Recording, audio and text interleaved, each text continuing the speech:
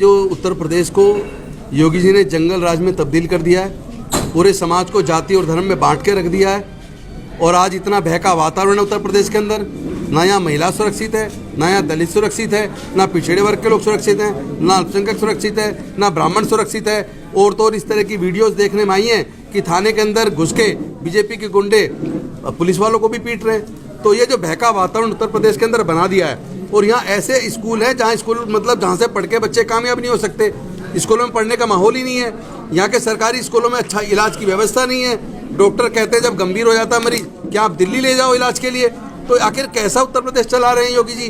तो योगी जी के बस की उत्तर प्रदेश चलाना नहीं है। और आम आदमी पार्टी की जो जन कल्याणकारी योजनाएं हैं, जिससे दिल्ली में गरीब से गरीब के परिवार को भी आगे बढ़ने का मौका मिल रहा है। दिल्ली में टोटल बजट का 26% खर्च करके सरकारी स्कूलों के स्तर को इतना बेहतरीन बना दिया कि आज वहाँ प्राइवेट स्कूलों से बच्चे नाम कटा के सरकारी में आ रहे हैं। वहाँ पे जो 4 लेयर का जो स्वास्थ्य का सिस्टम बनाया है, निचले स्तर पे मोहल्ला क्लिनिक, उसके ऊपर फिर पॉलीक्लिनिक के ऊपर सरकारी अस्पताल, उसके ऊपर सुपर स्पेशलिटी हॉस्पिटल। तो तमाम तरह की जिस तरह की जो स्वास्थ्य का मॉडल, शिक्षा का मॉडल जो दिल्ली के अंदर बना है। और दिल्ली बिजली नहीं बनाती, हम तो बिजली बाहर के दूसरे स्टेट से, बीजेपी के स्टेट से खरीदते हैं। उसके बाद भी हम उनसे कई गुना सस्ती बिजली दिल्ली में दे रहे हैं। 200 यूनिट बिजली भी बिल्कुल मुफ्त दे रहे हैं। उससे ऊपर भी पूरे देश में सबसे सस्ती बिजली हम दे रहे हैं। पानी 20 लीटर पूरा हम लोग माफ़ कर रहे हैं। महिलाओं को तीर्थ यात्रा फ्री है, वो महिलाओं को बसों में यात्रा फ्री है, बुजुर्गों को तीर्थ यात्रा फ्री है। तो ये नीयत की बात है, हम लोग की नीयत अच्छी है। हम लोगों ने जो दिल्ली में एक काम का मॉडल जो दिया है, मैं समझता हूँ इस काम के मॉडल की ज़रूरत उत्तर प्रदेश के लोगों की भी है। और उत्तर प्रदेश में जो भय का वातावरण है, इसको खत्म करना है। जंगल राज को खत्म करके कानून का राज कायम करना है। और ये देश अब बाबा साहब के संविधान से चलेगा। जिस तरह संविधान को ये बार बार हमला कर रहे हैं, ये हम होने नहीं देंगे।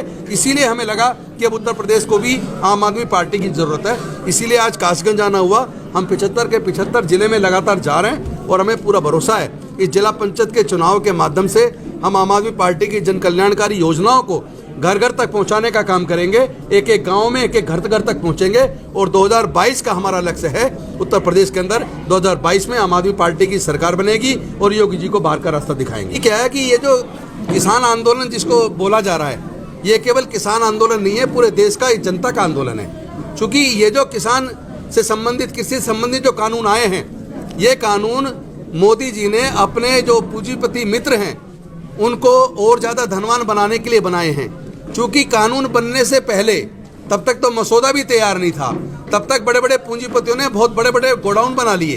वो गोडाउन बना लिए, अब उनके गोडाउन सफल बनाने हैं। आप खुद सोचो, जब भी कोई कानून बनता है तो भारत के संविधान के अंदर एक व्यवस्था है कि जिनके बारे में कानून बनाया जा रहा है उनको पहले उनसे राय मशविरा किया जाता है और एक ड्राफ्ट बना के पब्लिक ओपिनियन में रखा जाता है।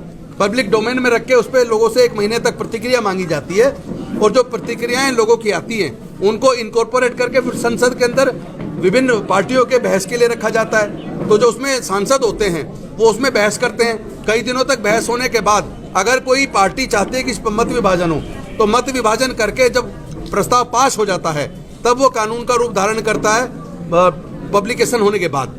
लेकिन इन कानूनों को देखिए, इस कानून के बारे में मुझे याद आ रहा है, जब 7वें दौर की बातचीत थी 4 तारीख को, तो विज्ञान भवन में जब वार्ता विफल हो गई तो देश के माननीय कृषि मंत्री नरेंद्र तोमर जी बाहर आकर मीडिया को ब्रीफिंग कर रहे थे। एक संवाददाता ने उनसे सवाल पूछ लिया कि 7वें दौर की वार्ता भी विफल रही, कितने दौर की वार्ताएं और चलेंगी। तो आदरणीय नरेंद्र तोमर जी ने एक जवाब दिया कि भाई ये बेहद गंभीर मुद्दा है और ऐसे मुद्दों पर बहुत लंबे कई दौर के वार्तालाप जरूरी होते हैं। इसीलिए ये वार्ता का दौर चल रहा है और एक न एक दिन सफलता जरूर मिलेगी। तो मैं भी मानता हूं कि ये बहुत गंभीर मुद्दा है। इसलिए मैं आदरणीय नरेंद्र तोमर जी से आपके माध्यम से पूछना चाहता हूं, हम भी मानते हैं बहुत गंभीर मुद्दा है, लेकिन इस गंभीर मुद्दे को आपने संसद के अंदर कितने दौर की चर्चा की? वहाँ तो आपने इस पर चर्चा नहीं की, वहाँ तो आपने इसको एक गंभीर मुद्दा माना नहीं। वहाँ तो सदस्य चाहते थे कि मत विभाजन हो, लेकिन आपने पास करके इसको सीधा पास कर दिया और देश के ऊपर जबरदस्ती थोप दिया। ये काले कानून है। पहला कानून क्या है? पहले था क्या? एक जमाखोरी पर कानूनी बंदिश थी, एक लिमिट से ज़्यादा जमाखोरी नहीं की जा सकती थी। लेकिन मोदी जी के दोस्तों ने बड़े बड़े गोडाउन बना लिए हैं और इस कानून के माध्यम से जमाखोरी को कानूनी मान्यता दे दी है और जमाखोरी भी अनलिमिटेड। अब कोई भी उद्योगपति जितना चाहे वो किसानों की फसल को खरीद के अपने भंडारण केंद्रों में जमा रख सकता है जितना मर्जी चाहे। उसके बाद जब वो बंद रखेगा, मार्केट में उसकी डिमांड होगी, मिलेगा नहीं, फिर उसको बाद में वो अपनी मनपसंद कीमतों पे बेचेगा।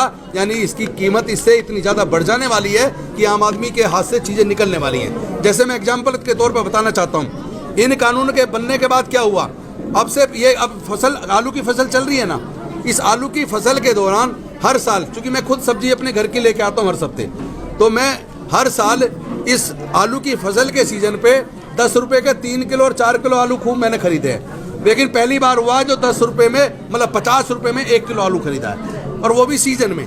तो ये इन कानूनों का असर दिखने लगा है। और ये जो दूसरा कानून कॉन्ट्रैक्ट फार्मिंग के अंदर धीरे धीरे ये कृषि की जो जमीन है ये सारी बड़े बड़े उद्योगपतियों के पास चले जाने वाली है। और तीसरा कानून जो स्थापित मंडियाँ हैं, इन स्थापित मंडियों को ख़त्म करके ये जो बड़ी बड़ी मंडियाँ आएंगी, ख़त्म कैसे होगा? ख़त्म ऐसे होगा, 1-2 साल तक बड़े बड़े उद्योगपति किसानों की फसल को थोड़ा बहुत फालतू रेट पे खरीदेंगे, और फालतू रेट पे खरीदने से क्या होगा, जो स्थापित मंडियां हैं वो धीरे धीरे उन पर कोई काम बचेगा नहीं, वो मंडियां बंद हो जाएंगी। जब वो मंडियां बंद हो जाएंगी, प्रदेश सरकार का कहना है कि अपराध मुक्त प्रदेश है और इसके बावजूद भी अपराध की घटनाएं सामने, अपराध मुक्त प्रदेश है, इसके NCRB का डाटा निकाल के देख लो। देश के अंदर अनुसूचित जाति जनजाति पिछड़े वर्ग पे जितने भी जुल्म हुए, जितने शोषण हुए, जितनी घटनाएं घटी हैं, उसका 1/3 से ज़्यादा पार्ट केवल उत्तर प्रदेश के अंदर है। ये नेशनल क्राइम रिकॉर्ड ब्यूरो का डाटा है जो मैं आपको बोल रहा हूँ। और फिर कैसे कह सकते हैं अपराध कम है? अपराध तो इन्होंने कई गुना बढ़ा दिया, और ये राजनीतिक चोगे में ये अपराध खुद कर रहे हैं। आप देख लीजिए, अभी आज के कल की न्यूज़ है, भारत समाचार पे थी कि पुलिस वाले जिस भरोसे का धंधा करवा रहे हैं। अगर आप चाहते हैं गरीब हर वंचित इंसान की आवाज आप तक पहुंचे तो हमारे चैनल को सब्सक्राइब करें और बेल आइकन का बटन दबाना ना भूलें। देखते रहिए बहुजन हलचल न्यूज।